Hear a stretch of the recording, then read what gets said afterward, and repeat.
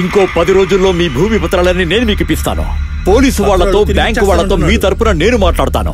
మీరెవ్వరూ భయపడాల్సిన పని లేదు.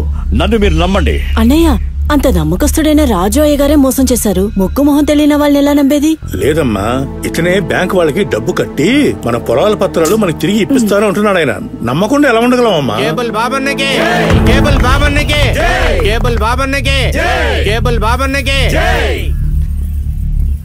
ఏంటయ్యా, రైతుల పత్రాలు నిజంగానే ఇచ్చేస్తావా?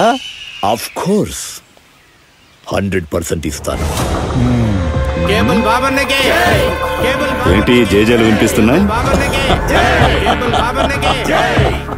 ఇప్పుడు హ్యాపీయేనా? ఈ సంబరం చూడ్డానికి నా శత్రువు కూడా ఎదురుగా ఉండాలి. నా కొడుకు జైల్లో ఉంటే మజా రాదు. పిలు, రాజుగని పిలు. చట్టం అంటే అంత ఈజీ అనుకున్నావా? అనుకున్నప్పుడు లోపలికి పోవడానికి, బయటికి రావడానికి ట్రై చేస్తాను. సూర్య, నాకు బెయిల్ దొరికింది. బయలుదేరుతున్నాను. నీదేం కేసు? నీకు కావాలంటే చెప్పు, బెయిల్ ఇప్పిస్తాను. నిన్ను నువ్వు చూసుకో. నాకు నచ్చినప్పుడు జైలుకి వస్తాను, బోర్ కొడితే వెళ్ళిపోతాను. వస్తాను. ఇదిగో వజ్రమని, జాగ్రత్తగా ఉండు.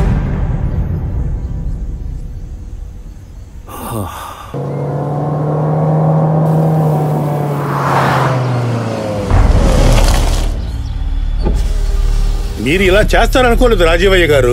ఎంత గుడ్డిగా నమ్మేవండి మిమ్మల్ని. మీకు మర్యాద ఇవ్వడం అనవసరం.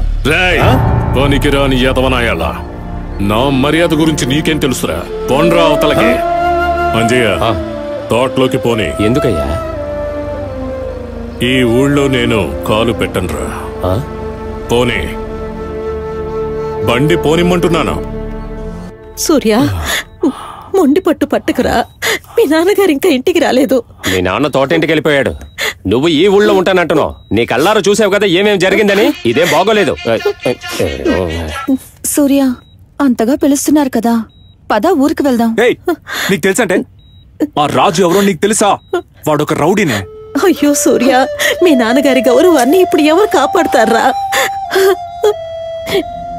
నీ మొగుణ్ణి నీకు కాకుండా చేస్తావు, నీ పసుపు కుంకల్ని నీకు దూరం చేస్తావని వాళ్ళు అందరూ అంటున్నారా? ఎవరండి ఆ మాట అంది? ఎవరన్నారు? చూపించండి నాకు. అక్క, ఏంటక్క ఊరికే ఉండక నీకేం తెలీదు. ఊరుకో. చూడు సూర్య, పెద్దింటి పరిస్థితి బాగోలేదు. నువ్వు పెద్దింటి కొడుకువు కాబట్టి ఒక నిర్ణయం తీసుకోవాలి. పెద్దింటి అబ్బాయివయ్యా నువ్వు. అది నీ బాధ్యతరా. నువ్వు తెలివైన వాడివి. ఏంటో అలా చూస్తున్నావు? నోరు మూసుకుని వెళ్ళరా.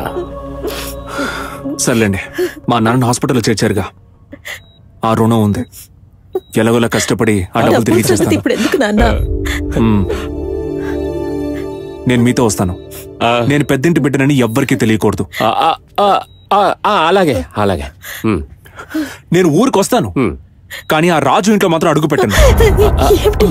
చాలక చాలక వస్తానన్నాడుగా. మీ ఆయనకి ఏం కాదు.